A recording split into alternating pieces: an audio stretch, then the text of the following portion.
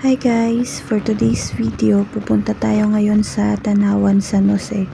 Yan, nanghiram lang kami ng sidecar dito sa pinsan ni Jake dahil single lang yung sakay namin dyan. Kung napapansin nyo guys is kakaiba yung boses ko kasi may sakit ako ngayon na nagbo-voice over ako.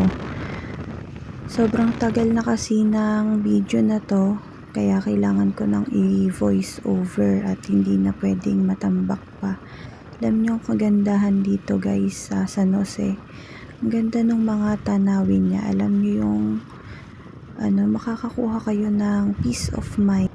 New Year to guys. Kaya sobrang sakit ng ulo ko dyan.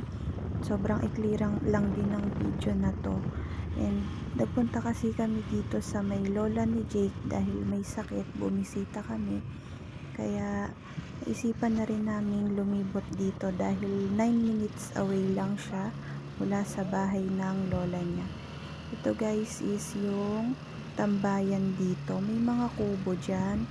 Order lang kayo ng kahit anong food nila, lugaw, ganon, ganyan. Wala na kayong babayaran na entrance at hindi nyo na rin babayaran yung kubo.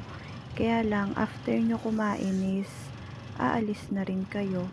Kaya sulitin nyo na yung stay nyo dyan sa mga kubo. Maganda naman yung tanawin dyan guys. Tanaw na tanaw nyo yung buong San Jose.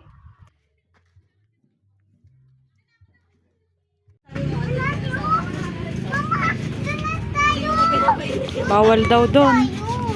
Saan ba?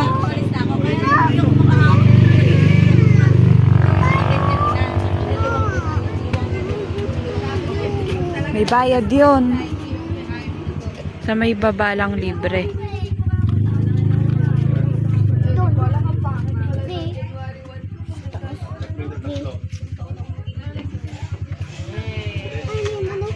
Ang ganda ba? Hindi. Ha? Hindi. Bakit? Baba, hindi. Ang taas, hindi. Ang maipilit mo? Ikaw maganda? Ha? Gusto niyong lugaw? Ayaw ko. Ikaw ate? Ha? Ano gusto mo? Ala. Ako talaga, magkita ka talaga. Gusto ko sa taas. Doon na.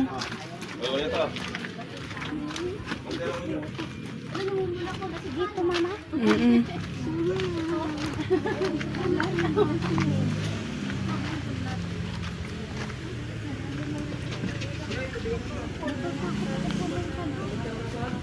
Ayaw ko doon.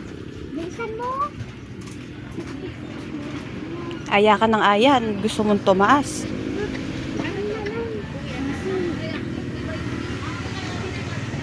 Tanga, may tao dyan. Dito, dito. Yun. Tao, ay.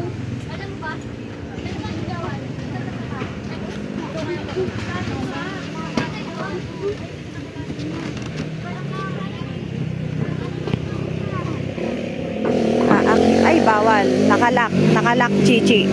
Hanggang dito ka lang.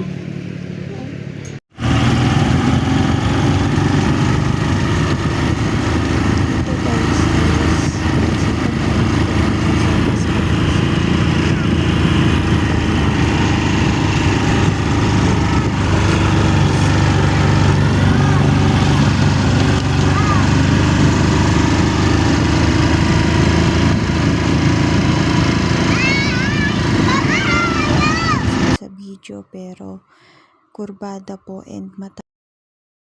Ayan guys, nagpapakyut pa sila. Kailangan kong i-mute to guys dahil may nagbibideo okay dito sa may view deck na ito. Ayan, may entrance fee pala dito na 10 pesos and may konting akyatin ka lang. Very minimal lang naman yung pag-akyat and sanay naman na kami sa mga ganyang akyatin. And yung mga kids ay nai-enjoy yung mga ganyang naglalakad ng mahaba and nag-akyat-akyat. Minsan nga gusto pa nilang sumasama kapag nagwo-walking or jogging ako. Mahilig rin sa bundok yung mga kids ko kaya na-enjoy nila yung mga ganitong activities. Minsan ang sarap rin isama ng mga bata sa ganitong activity dahil bukod sa nakaka-less sila ng screen time sa cellphone ay another experience ito para sa kanila. Yan, tuwang-tuwa silang umaakyat dyan at nakikipag-unahan pa siya sa ate niya dahil gusto na nga niyang makaakyat at makapagpa-picture agad dahil yung bunso ko na yan ay napakahilig sa picture. Yung akin namang panganay ay mahilig talaga yan sa adventure, mahilig siyang umakyat, mag-swimming, kaya kapag nagdadagat kami ay nangungutim talaga yung dalawang yan dahil babad na babad sila. Ganon sila ka-enjoy sa mga bawat gala namin. Kaya ako hindi rin ako makagala ng ako lang dahil parang nakokonsensya ako kapag hindi ko sila kasama. Ayan, naghihintay lang sila dito dahil gusto na nga nilang magpa-picture and hinahanap na rin kami. Sumaglit lang kami dyan dito sa may taas na to para makita namin yan. Ang saya-saya talaga guys kapag nakakapag-banding kayo ng pamilya mo, no? Yung kahit minsan lang sa isang buwan o kaya tuwing ikalawang buwan, basta nakakapag-banding kayo ay napakalaking bagay na. Dito guys, pauwi na kami niyan dahil tinawagan na kami at tinahanap na kami. Pahapon na rin to and medyo may ambon na daw doon sa may bahay ng lola nila kaya pauwi na kami.